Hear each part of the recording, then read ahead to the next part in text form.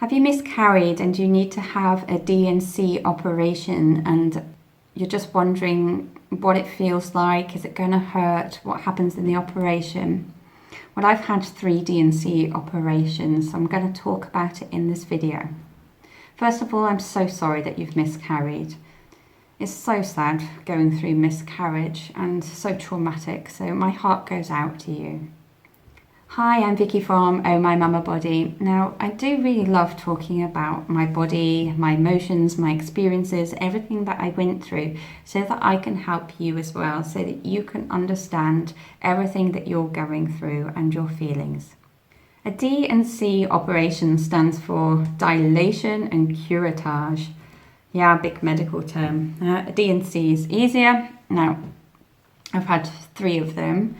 So with my first miscarriage, that was around 8 weeks. I needed one because it wasn't bleeding out naturally. And a miscarriage around 7 weeks, I needed one. And a miscarriage that was at 11 weeks. Now, with the very first one, I was so unprepared. I didn't know anything about what was going to happen. And that was then, of course, like the worst one ever. It really, really freaked me out. So that's why I'm filming this, so I can really help you to be prepared and just don't be scared about it. It is okay once you're prepared and you know what's going to happen. So before a D&C operation, I was always given a tablet, and this tablet is starting your cervix to soften and widen, you know, as you would do at the beginning of going into labour. And with the first time I went through this, I didn't know what it was going to be like. And you know, when your cervix is starting to dilate, this is hurting. It's like, you know, it's like labour pain. And I was totally unprepared for it.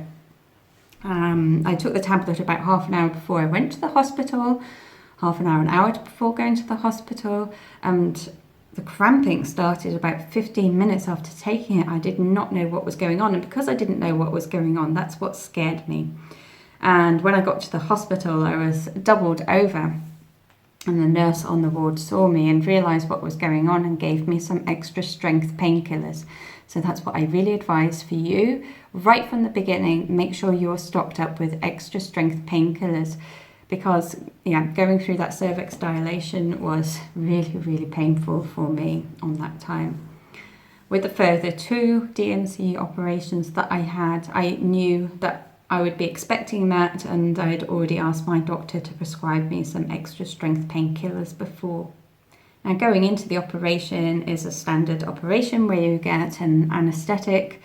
To be honest, that's it, that's what happens. It's all a blur after that, and then you come out of the operation, realise, you know, you're back and that your baby's finally gone, and have to come to terms with it. Now, the pain didn't really hit me straight away. I think they'd given me some, you know, pain relief after the operation each time. So make sure again that you've got enough pain relief prescribed to last you through 2 or 3 days afterwards, because basically it's the soreness inside, you know, the baby's been scraped off and the womb lining has been scraped away as much as possible, and it's that feeling, a slightly crampy feeling as well, that you can feel afterwards. It's a general soreness, and it's good to have the painkillers to get through it. Okay, it's a numbing effect as well, but it really, really helps. And of course, you need to rest your body a lot.